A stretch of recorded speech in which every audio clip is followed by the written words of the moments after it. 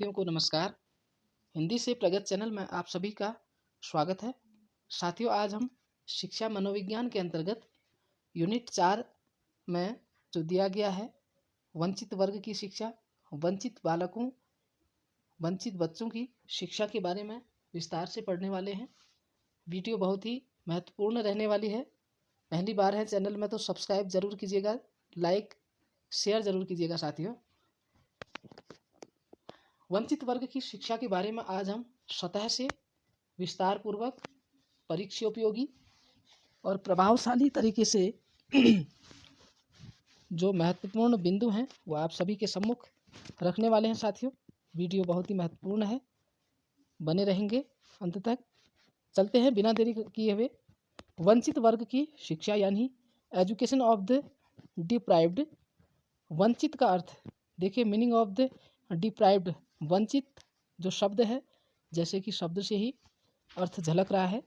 वंचित से तात्पर्य है वह वर्ग जो मुख्य धारा से हट गया है या जिसको मुख्य धारा में नहीं रखा गया है, या जो ऐसा है जो रहित या विहीन है, ऐसा वर्ग ये वंचित वर्ग की श्रेणी में आता है। साथियों, जैसे कि लिखा है, वंचित होने का अर्थ है रहित होना, विहीन होना। यदि हम किसी सुविधा से किसी को विहीन कर देते हैं तो वह वंचित हो जाता है। जैसे कि सामान्यतः हम आपको बता रहे हैं, तो वंचित से तात्पर्य है कि यदि किसी व्यक्ति को सुविधाओं से विहीन कर दिया जाए या मुख्य धारा से अलग कर दिया जाए तो वह वंचित श्रेणी में जाएगा। जैसे उदाहरण के लिए कहा है कि हमें प्यास लगी है और पानी चाहिए, भूख लगी है तो भोजन चाहिए। पानी और भोजन से विहीन कर देना, इनसे वंचित कर देना है। ये मूलभूत जो चीज़ें हैं उन वस्तुओं के बारे में बताया गया है। उन वस्तुओं के माध्यम से, उदाहरण से वंचित वर्ग को समझाने का प्रयास किया है। साथियों, वंचित होने पर असंतोष होना स्वाभाविक है। यदि किसी व्यक्ति विशेष को उसकी आवश्यकताओं के अनुसार उसको उसका हक ना मिलता है या हक नहीं दिया जाता है तो स्वाभाविक रूप से उसके मन में असंतोष होगा। वंचित बालक का अर्थ है कि बालक को किसी चीज़ से रहित किया गया है, उसमें इसलिए कुछ कमी है और इस कमी के कारण उसमें असंतोष है। यदि वंचित वर्ग के बालक को किसी चीज़ से रहित किया जाए या वह जो आवश्यक चीज़ है उसे प्राप्त ना हो तो वह असंतोष, उसके मन में असंतोष भरा रहेगा। तो ये वंचित वर्ग की श्रेणी में होगा। बालक प्रायः निम्नलिखित प्रकार से वंचित हो सकते हैं। जैसे कि बताया जा रहा है कि किन किन चीज़ों से बालक वंचित हो सकता है। जैसे माता पिता के स्नेह से वंचित, डिप्राइव्ड ऑफ पेरेंटल लव, शारीरिक विकलांगता फिजिकल डिसेबिलिटी, मानसिक विकलांगता मेंटल डिसेबिलिटी, सांस्कृतिक दृष्टि से वंचित कल्चरली डिप्राइव्ड, आर्थिक दृष्टि से इकोनॉमिकल डिप्राइव्ड, या सामाजिक दृष्टि से वंचित सोशली डिप्राइव्ड। देखिए, अनेक प्रकार से वंचना हो सकती है, वंचित हो सकता है ना। अब इसमें कहा जा रहा है कि उपयुक्त में से जो शारीरिक विकलांग और मानसिक विकलांग है 100 पर अलग से एक अध्याय में विचार किया जाएगा। जैसे कि शब्द से ही पता लग रहा है, शारीरिक विकलांग अर्थात जो शरीर के उसके अंग प्रत्यंग हैं वो अपने जो उनके कार्य हैं उन कार्यों में यदि वो ठीक तरीके से नहीं कर पा रहे हैं, हाथ का काम है और पैर का जो कार्य है वह कार्य मूल रूप से वह नहीं कर पा रहे तो शारीरिक विकलांगता की श्रेणी में आते हैं। साथियों, मानसिक विकलांगता अर्थात जो मानसिक रूप से व्यक्ति अस्थिर रहता है तो वह मानसिक विकलांगता की श्रेणी में आता है। प्रथम प्रकार अर्थात माता पिता के स्नेह से वंचित पर भी यहाँ पर विचार नहीं किया जाएगा। जैसे कि आप सभी को पता है कि माता पिता के स्नेह से जो बालक वंचित रहता है वह भी वंचित वर्ग की श्रेणी में आता है। यह एक मनोवैज्ञानिक समस्या है और उसका विवरण वर्तमान विचार विमर्श का भाग नहीं बनाया जाएगा।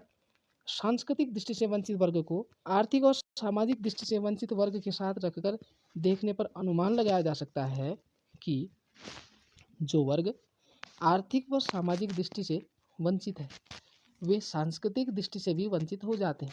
साथियों, जैसे कि हम आपको बता रहे हैं कि सांस्कृतिक दृष्टि, आर्थिक और सामाजिक दृष्टि। देखिए, जो बालक आर्थिक और सामाजिक दृष्टि से वंचित होगा तो जाहिर सी बात है वह सांस्कृतिक दृष्टि से भी वंचित स्वतः ही हो जाएगा। अब निष्कर्ष यह निकला कि वर्तमान विचार विमर्श की परिधि में सामाजिक व आर्थिक वंचना आते हैं और उन्हीं पर यहाँ विचार किया जाएगा। साथियों, एलटी का जो सिलेबस दिया भी गया है उसमें जो आर्थिक और सामाजिक दृष्टि से जो वंचित बालक हैं उन बालकों के बारे में चर्चा करने के लिए जो हम आज आप सभी के सामने बिंदुओं को रखने वाले हैं। जो महत्वपूर्ण बिंदु होंगे उन बिंदु को आप नोट भी करते चलेंगे। देखिए, आर्थिक रूप से जो वंचित वर्ग है, इकोनॉमिकली जो डिप्राइव्ड बच्चे हैं, भारत में बहुत से बालक ऐसे हैं जिनको ठीक से भोजन वस्त्र नहीं मिल पाता। उनके माता पिता बहुत गरीब हैं। भारत में गरीबी अत्यधिक है। साथियों, कुछ स्थान कुछ जगह ऐसे भी हैं, कुछ परिवार आज भी ऐसे हैं जो अपने बच्चों को 2 वक्त का भोजन और वस्त्र मुहैया नहीं करा पाते और वह अत्यधिक गरीबी से भरी जिंदगी जीते हैं। तो जनता का एक बड़ा भाग गरीबी की रेखा से नीचे रहता है। गरीब व्यक्ति अपने लिए और अपने बच्चों के भरण पोषण में भी अपने को कभी कभी असमर्थ पाता है। जो गरीब व्यक्ति होता है वह अपना भरण पोषण और बच्चों का भरण पोषण करना उसके लिए बड़ा कठिन हो जाता है। वह कभी कभी अपने आप को बड़ा असमर्थ पाता है। बड़ी समस्याओं का सामना उसे करना पड़ता है। कुछ परिवारों को गरीब माँ बाप अपने बच्चों को स्कूल नहीं भेज पाते। इसके अनेक कारण हैं। हालांकि सरकारों ने इसमें बहुत अच्छा कार्य भी किया है। सरकारों ने निःशुल्क और मुफ्त शिक्षा की जो बात की है और सरकारी विद्यालयों में छात्रों को निःशुल्क पुस्तकें वितरित की जाती हैं, निःशुल्क ड्रेस वितरित की जाती है। कक्षा 1 से 8 तक आप देखते हैं सरकारी विद्यालयों में। तो सरकार भी अपने स्तर से काफ़ी प्रयास करती है। फिर भी कुछ परिवार ऐसे होते हैं जो अत्यधिक गरीबी के शिकार होते हैं, तो उनके साथ में बड़ी समस्याएं होती हैं। तो इस गरीबी के अनेक कारण हैं। वे बच्चों से घर का काम लेते हैं। यदि बच्चे खेत पर उनके रोजगार में सहायता न करें तो उन्हें और उनके परिवार को 2 समय का भोजन न मिले। मतलब कुछ परिवार ऐसे भी हैं जिन परिवारों में यदि बच्चा कुछ कार्य ना करे, परिवार की मदद ना करे, तो उनके घर के लिए जो है खाने की व्यवस्था भी नहीं हो पाती है, अर्थात भूखे मरने की कंडीशन हो जाती है, उत्पन्न होती है। इसलिए वे बच्चों को स्कूल नहीं भेजते। यदि वे बच्चों को स्कूल भेजना भी चाहते हैं तो बच्चों की कॉपी किताब के लिए भी उनके पास पैसे नहीं होते। जैसे कि हम आपको बता भी रहे हैं, सरकारों ने काफ़ी प्रयास किया है। निःशुल्क और अनिवार्य शिक्षा के लिए सरकार ने जोर दिया है कि सब लोग शिक्षित हों। शिक्षा जो है ज्ञान का तीसरा नेत्र है। यदि व्यक्ति शिक्षित होगा तो उचित अनुचित, गलत और सही की पहचान कर पाएगा, समझ विकसित होगी, तार्किक रूप से तर्क रख पाएगा, अनेक चीज़ें उसके साथ में होगी। साथियों, तो मुख्य धारा से जोड़ना बहुत ज़रूरी है। किनको? वंचित वर्ग के बालकों को। तो इसमें कहा जा रहा है कि निर्धनता बहुत बड़ा अभिशाप है। भूखे भजन न होई गोपाला की उक्ति सर्वविदित है। भूखा व्यक्ति कभी कभी अपराध भी कर डालता है। कहा गया है बुभुक्षितः किम न करोति पापम, अर्थात भूखा व्यक्ति क्या क्या पाप नहीं करता। शास्त्रों में भी ऐसा उल्लेख है, अर्थात भूखा व्यक्ति कौन सा पाप नहीं कर डालता। एक अन्य प्रसंग में कहा गया है वासुदेव जरा कष्टम कष्टम निर्धन जीवनम पुत्र शोकः महाकष्टम कष्टात् कष्टकरी क्षुधा। देखिए, कहा गया कि हे प्रभु, जरा कष्टम, वृद्धावस्था कष्टदायी है। जरा अर्थात बुढ़ापा, कष्टम मतलब कष्टदायी है। कष्टम निर्धन जीवनम, निर्धनता का जीवन भी दुखदायी है, कष्टकारी है। फिर कहते हैं पुत्र शोक महाकष्टम, कि पुत्र शोक तो महान कष्टकर है। और कष्टात् कष्टकरी क्षुधा, किंतु भूख कष्टों से भी अधिक कष्टकारी है। ऐसा कहा गया है कि भूखा व्यक्ति यदि होगा तो उसके साथ में कितने कष्ट आएंगे, है ना। तो भारत को प्राचीन काल में सोने की चिड़िया कहा जाता था। मध्यकाल में विदेशी आक्रमणकारियों, महाराजाओं, जमींदारों द्वारा लूट खसोट एवं शोषण के परिणाम स्वरूप लोग गरीब होते गए। जब अंग्रेज आए तो उन्होंने भी देश को लूटने में कोई कसर नहीं छोड़ी। वे व्यापारी बनकर आए और यहाँ की दशा का लाभ उठाकर राज्य करने लगे। दोनों ही रूपों में उन्होंने भारत का शोषण किया। जैसे कि आप सभी को पता है साथियों, भारत सोने की चिड़िया था। भारत के पास अथाह धन संपत्ति हुआ करती थी, लेकिन जो विदेशी आक्रांता थे, उन विदेशी आक्रांताओं ने भारत को लूटा, भारत के यहाँ रहकर राज किया और भारत को आज इस कंडीशन में छोड़ा साथियों। लंबे शोषण के परिणाम स्वरूप भारत में सामान्य जन दरिद्र होते गए। दरिद्रता किसी एक जाति या वर्ग में सीमित नहीं रही। कुछ लोगों को छोड़कर अधिकांश ब्राह्मण दरिद्र हो गए। क्षत्रियों में भी कुछ राजाओं जमींदारों को छोड़ दें तो अधिकांश पिछड़ गए, पिछड़ी जाति बनते गए।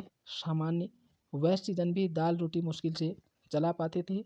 निम्न जातियाँ और भी दलित, शोषित व गरीब होते गए। कुल मिलाकर यह कहना अत्युक्ति नहीं होगा कि भारत में आर्थिक दृष्टि से अधिकांश जनता वंचित होगी। किन के कारण साथियों? विदेशी आक्रांताओं के कारण। देश में लूट खसोड़ और शोषण की जो नीति जो विदेशी आक्रांताओं ने मचाई, उससे हमारे देश में बहुत बड़ी विसंगति आई आर्थिक क्षेत्र में, जिससे आज भी हम अपने देश को संकट के मुहाने में खड़ा हुआ देखते हैं। कई परिवारों में 2 वक्त की रोटी नसीब नहीं होती साथियों। गरीबी ने व्यक्ति का बहुत बड़ा नुकसान किया है। तो हालांकि आज सरकारों ने बड़ा प्रयास किया है गरीबी हटाने के लिए, फिर भी कुछ हद तक सरकारें कामयाब रही हैं। कुछ परिवारों में भी, कुछ जगहों में भी आज भूखमरी से लोगों की मृत्यु हो रही है। कहते हैं पंचवर्षीय योजनाओं में गरीब उन्मूलन के प्रयास किए गए हैं। गरीबी उन्मूलन के लिए पंचवर्षीय जो योजनाएं चली हैं, उन योजनाओं में गरीबी हटाने की बात की गई साथियों। गरीबी उन्मूलन के नारे की बैसाखी से स्वतंत्र भारत में कई सरकारें सत्तारूढ़ हुई है, किंतु इस दिशा में प्रगति बहुत धीमी रही। तात्पर्य हुआ साथियों, सरकारों ने प्रयास तो किया, लेकिन कुछ हद तक सरकारें कामयाब रही, कुछ हद तक सरकारें नाकामयाब रही, जिससे आज कई घरों में गरीबी बरकरार है। हमारे शिक्षा आयोगों ने इधर ध्यान दिया था और अनेक महत्वपूर्ण सुझाव दिए थे। शिक्षा नीतियों में भी इस ओर ध्यान दिया गया। यह ध्यान सर्वाधिक अनिवार्य शिक्षा के क्षेत्र में दिया गया। जैसे कि हम पूर्व में भी आपको कह रहे हैं साथियों, अनिवार्य और निःशुल्क शिक्षा की बात की गई। भारतीय संविधान ने 6 से 14 वर्ष के बालकों के लिए शिक्षा को अनिवार्य बनाने का निर्देश दिया था और 10 वर्ष में इस लक्ष्य को प्राप्त करना था। संविधान के लागू होने के 50-55 वर्ष बाद भी हम इस लक्ष्य को प्राप्त नहीं कर पाए हैं साथियों। तात्पर्य हुआ कि शिक्षा में जो अनिवार्य और निःशुल्क शिक्षा, जिस शिक्षा से जो लोग हैं, लोगों के भीतर समझ और बुद्धि का विकास, तर्कणा शक्ति का विकास, अनेक प्रकार से जो आमूलचूल परिवर्तन होने थे शिक्षा के माध्यम से साथियों, उन परिवर्तनों को जिस रूप में होना था वे उस रूप में नहीं हो पाए। सरकारें नीतियाँ लाई, लेकिन धरातल में कितना काम किया, ये बहुत बड़ा प्रश्न है। ठीक है, इस दिशा में केंद्र सरकार ने राज्यों से प्राथमिक स्तर तक सभी छात्रों को मुफ्त किताबें देने के निर्देश दिए हैं, जिसे कुछ राज्यों ने पूर्णतः और कुछ ने अंशतः लागू किया। जैसे कि हम आप सबको बता रहे थे, मुफ्त किताबें देना, मुफ्त ड्रेस मुहैया कराना और 1 से 8 तक की शिक्षा मुफ्त करवा देना। धन की समस्या ने अनिवार्य निःशुल्क शिक्षा में कठिनाइयाँ उत्पन्न की, है ना। इन कठिनाइयों पर विजय पाने के लिए हमने विश्व बैंक एवं अन्य अंतर्राष्ट्रीय संगठनों से भी सहायता प्राप्त की है। 5वीं पंचवर्षीय योजना तक शिक्षा को समाज सेवा का एक आवश्यक अंग समझा जाता था। 5वीं पंचवर्षीय योजना तक शिक्षा को समाज सेवा का आवश्यक अंग समझा जाता था। तब तक इसके आर्थिक पक्ष पर अधिक ध्यान नहीं दिया जाता था साथियों। समझा क्या जाता, समाज सेवा के लिए, कि केवल जो शिक्षा है वो समाज सेवा के लिए है, आर्थिक पक्ष के लिए नहीं। 6ठी पंचवर्षीय योजना काल में यह अनुभव किया गया कि देश के आर्थिक विकास में साक्षर और प्राथमिक शिक्षा प्राप्त नागरिक अधिक योगदान कर सकते हैं। तो 6ठी पंचवर्षीय योजना था, उस 6ठी पंचवर्षीय में यह अनुभव किया कि देश के आर्थिक विकास और साक्षर और प्राथमिक शिक्षा प्राप्त नागरिक अधिक योगदान कर सकते हैं।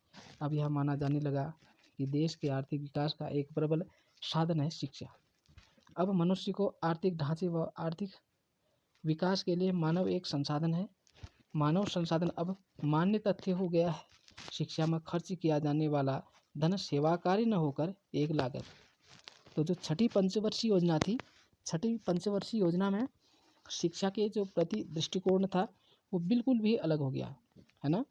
अब शिक्षा जो है आर्थिक विकास के साथ में साक्षरता और प्राथमिक शिक्षा से प्राप्त नागरिकों के अधिक योगदान से जुड़ने लगा, और जिससे माना गया कि देश में आर्थिक विकास का प्रबल साधन है शिक्षा।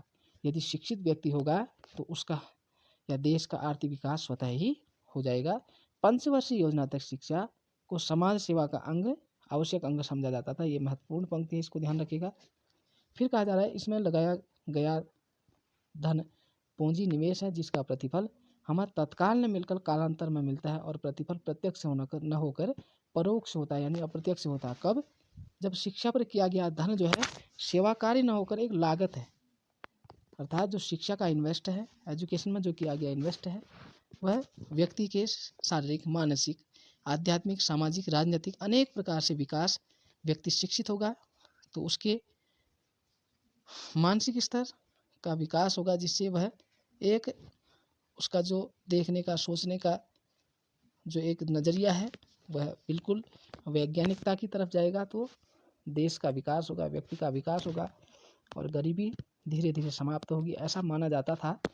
अब हम यह आशा करते हैं कि 10वीं पंचवर्षीय योजना के अंत तक हम आर्थिक रूप से वंचित छात्रों को अनिवार्य निःशुल्क शिक्षा देने में समर्थ हो सकेंगे। देखिए, जो 10वीं पंचवर्षीय योजना के अंत तक यह सोचा गया कि आर्थिक रूप से जो वंचित वर्ग है, अर्थात जो गरीब परिवारों के बच्चे हैं, उन गरीब परिवारों के बच्चों को अनिवार्य और निःशुल्क शिक्षा दिया जा सकेगा। हाँ, यह बात हमें नहीं भूलनी चाहिए कि दरिद्रता है, वह किसी जाति या समूह तक ही सीमित नहीं। हाँ, ये भी कह सकते हैं कि जो गरीबी है वह किसी जाति वर्ग तक सीमित नहीं रहती है ना। इसलिए उच्च जाति के लोगों के प्रति हमें यह भाव बदलना होगा कि वे दरिद्र और निर्धन हैं तो भी उनके लिए कुछ करने की ज़रूरत नहीं, क्योंकि वे ऊंची जाति के हैं और उनके पूर्वजों ने शोषण किया था। ऐसी विचारधारा समाज में भेदभाव, नए शोषण एवं वैषम्य को जन्म देगी। माना कि कहा जा रहा है कि उच्च जाति के लोगों के प्रति हमें यह भाव बदलना होगा। कौन सा भाव? कि वे दरिद्र और निर्धन हैं तो उनके लिए कुछ करने की ज़रूरत नहीं है, और वे ऊंची जाति के हैं और उनके पूर्वजों ने शोषण किया था। मतलब यह है कि जो गरीबी है, दरिद्रता है, वह किसी एक जाति तक सीमित नहीं रहती साथियों। उसका दरिद्रता और गरीबी का जाति के साथ में कोई भी संबंध नहीं है। तात्पर्य हुआ कि यदि कोई भी वर्ग दरिद्रता की श्रेणी में जाता है तो हमारा मूल कर्तव्य बनता है उनको शिक्षित करना, मुख्य धारा में जोड़ना। ठीक है। अब है सामाजिक दृष्टि से वंचित वर्ग। ऊपर तो आपने पढ़ा आर्थिक दृष्टि से जो वंचित बालक हैं वह किन किन चीज़ों का जो है सामना करते हैं, क्या क्या विसंगतियाँ उनके जीवन में रहती हैं साथियों। अब आता है कि सोशली डिप्राइव्ड जो बच्चे, सामाजिक दृष्टि से वंचित जो बच्चे होते हैं, आर्थिक रूप से जो बच्चे, निश्चित रूप से वह सामाजिक रूप से भी, सांस्कृतिक रूप से भी समृद्ध होंगे। भारत में जाति प्रथा एक अभिशाप है। जाति प्रथा का संबंध वर्ण व्यवस्था से उतना नहीं समझ पड़ता जितना प्रायः कहा जाता है। देखिए, जाति प्रथा, किसी एक जाति का ही समर्थन करना वह अभिशाप है। जाति प्रथा का संबंध वर्ण व्यवस्था से उतना नहीं समझ पड़ता जितना प्रायः कहा जाता है। वर्ण तो एक नियम व सिद्धांत है, जैसे त्याग, तपस्या और अध्ययन के प्रति समर्पित जीवन बिताने वाला वर्ण ब्राह्मण का है, जो अत्यंत कठिन है और सबके वश की बात नहीं है। समाज की रक्षा भी सब नहीं कर सकते। व्यापार में सबकी रुचि नहीं होती। सेवा भाव सब में हो नहीं सकता। मानव स्वभाव, प्रकृति व क्षमता के आधार पर समाज में श्रम विभाजन का एक वैज्ञानिक आधार पर आधारित थी वर्ण व्यवस्था। साथियों, यदि हम वेदों की तरफ चलें या आज से कई साल पहले की बात करें तो जो वर्ण व्यवस्था थी वह, जैसे ब्राह्मण के लिए कहा जाता था कि अध्ययन अध्यापन करना, क्षत्रिय के लिए कहा जाता था कि देश रक्षा, है ना, वैश्य के लिए कहा जाता था कि व्यवसाय। इस प्रकार से जो एक परंपरा थी, है ना, तो जाति प्रथा का संबंध वर्ण व्यवस्था से उतना नहीं समझ पड़ता जितना प्रायः कहा जाता है कि मतलब ये तो है कि विभिन्न जो वर्ग के लोग थे वह विभिन्न जातियों के कार्य में लगे रहते थे। ये कहना तो कठिन है। वर्ण तो एक नियम और सिद्धांत है, जैसे त्याग, तपस्या, अध्ययन के प्रति समर्पित जीवन बिताने वाला वर्ण जो है ब्राह्मण का है, जो अत्यंत कठिन है, ऐसी मान्यता हुई। लेकिन कालांतर में इनमें परिवर्तन होते गया।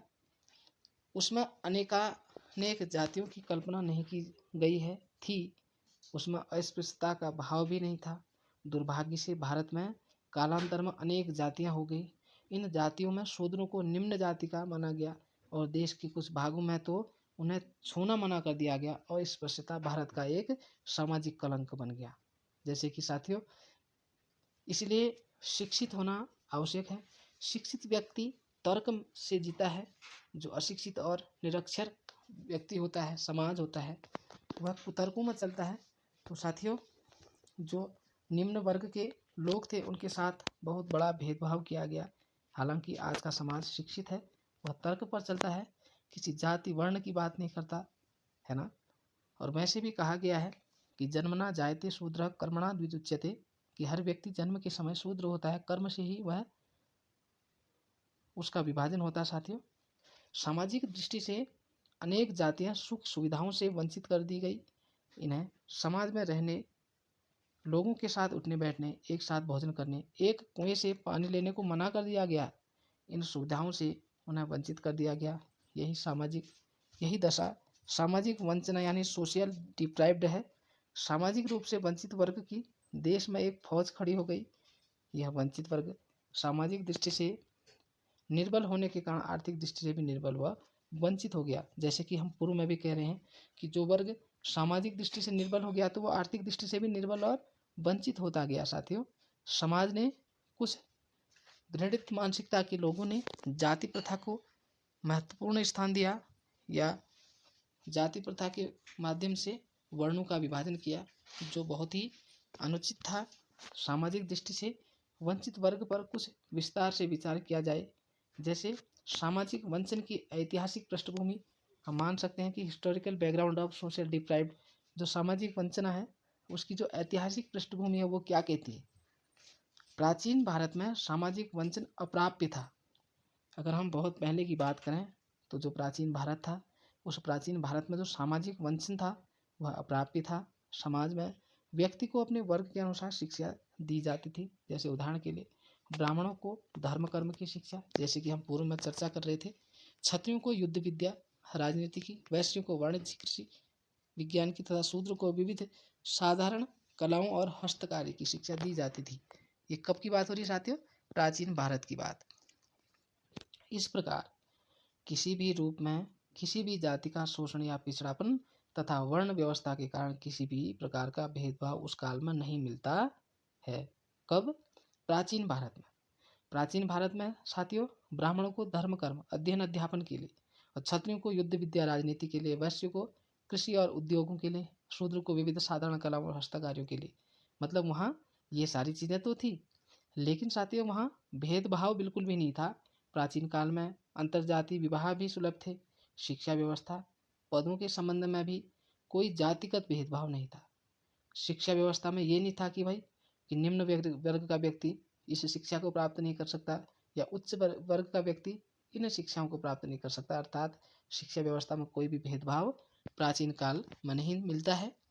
स्त्रियों को भी पुरुषों के बराबर अधिकार प्राप्त था, कि कोई भी ऐसा भाव नहीं था कि स्त्रियां हैं वो पुरुषों का अधिकार या पुरुषों के बराबर अधिकार प्राप्त नहीं कर सकती। ऐसा कहीं भी उल्लेख नहीं मिलता है। फिर है वंचित वर्ग की शिक्षा। जो वंचित वर्ग अर्थात जैसे कि हम आपको बता रहे हैं सामाजिक आर्थिक सांस्कृतिक रूप से जिन वंचित वर्गों की बात कर रहे हैं, तो उन वंचित वर्गों की जो शिक्षा के बारे में थोड़ा सा दिया गया है कि समाज के वंचित वर्ग के प्रति हमारी उदासीनता इतनी अधिक है कि उनकी इच्छाओं का ध्यान नहीं दिया जाता। आज भी बहुत से लोगों में अशिक्षा होने से उनके विचारों में रूढ़िवादिता का समावेश है। रूढ़िवादिता अधिकांश अनुसूचित जाति के लोगों में अधिक से अधिक होने का कारण अशिक्षा है। साथियों, जहाँ अशिक्षा होगी वहाँ रूढ़िवादिता हावी रहेगी। इसीलिए शिक्षित होने की बात की जा रही है। तो यहाँ कहा जा रहा है कि जो अनुसूचित जाति के लोग थे वो अधिक से अधिक अशिक्षित थे, इसलिए रूढ़िवादिता के शिकार थे। वे लोग पुराने विचारों रीतियों को पीढ़ी दर पीढ़ी चलाना चाहते थे। उन्हें छोड़ने में वे अपनी पुरानी पीढ़ी का अपमान समझते थे। जाहिर सी बात है, जो अशिक्षित वर्ग होता है वह तर्कों पर नहीं चलता है। वह एक धारणा, एक रूढ़िवादिता से भरी धारणा को, विचारों में रखता है, अपने मन मस्तिष्क में रखता है और उस रूढ़िवादी विचारधारा को वो छोड़ नहीं पाता, जिससे वो कुंठित विचारधारा का अर्थात मुख्य धारा से नहीं जुड़ पाता साथियों। लेकिन शिक्षा के विकास के साथ धीरे धीरे रूढ़िवादी विचारों में कमी आती जा रही है। समाज शिक्षित होगा तो रूढ़िवादी जो परंपराएं हैं, जो अंधविश्वास है, उन अंधविश्वास और रूढ़िवादी परंपराओं में, रूढ़िवादिताओं में कमी आती रहेगी। भारतीय समाज के वर्तमान पतन का एक कारण लड़कियों को शिक्षा से वंचित रखना भी था। जबकि एक तरफ हम सभी स्वतंत्रता का 69वां वर्ष मना रहे हैं और इस वर्ष को हम नारी जागरण युग कहते हैं, किंतु वास्तव में अब तक नारियों की सामाजिक पराधीनता की बेड़ियां काट कर हम, ठीक है। तात्पर्य हुआ साथियों कि शिक्षा ने रूढ़िवादिता को समाप्त किया और भारतीय समाज वर्तमान पतन का कारण यह है कि जो लड़कियों की शिक्षा है साथियों, जो बालिकाओं की शिक्षा है, उस बालिकाओं की शिक्षा में बालिकाओं को शिक्षा से वंचित किया जा रहा है। हालांकि आज स्थिति काफ़ी परिवर्तनीय है, काफ़ी परिवर्तन की ओर है, क्योंकि बालिकाओं को मूलभूत रूप से मूलभूत सुविधाओं से शिक्षा से वंचित नहीं किया जा रहा है। समाज जागरूक हो गया क्योंकि समाज शिक्षित हो गया है। जहाँ शिक्षा प्रबल रूप से रहेगी, जहाँ शिक्षित समाज रहेगा, वह तर्कों में चलेगा, भेदभाव और छुआछूत ये सारी चीज़ें समाप्त होंगी और समाज सामाजिक समरसता में बंध जाएगा। तो साथियों, ये सभी आपने देखा जो वंचित वर्ग के बालकों की शिक्षा के लिए आर्थिक, सामाजिक और सांस्कृतिक रूप से आप सभी ने पढ़ा, तो किन किन समस्याओं का सामना करता है बालक, कैसी कैसी परिस्थितियों से उभरता है बालक, कैसी कैसी परिस्थितियों से उभरना चाहिए बालक को, और बालक को मुख्य धारा में कैसे शामिल किया जाना चाहिए, ये सभी चीज़ें आप सभी ने आज पढ़ी। वीडियो अति महत्वपूर्ण रही होगी और आप सभी ने जो महत्वपूर्ण पंक्तियां हैं उनको नोट भी किया होगा, तो निश्चित रूप से आप सभी को परीक्षा में मदद मिलेगी। तो वीडियो में बने रहने के लिए बहुत बहुत धन्यवाद साथियों। चैनल में पहली बार है तो सब्सक्राइब, लाइक, शेयर जरूर कीजिएगा। बहुत बहुत धन्यवाद।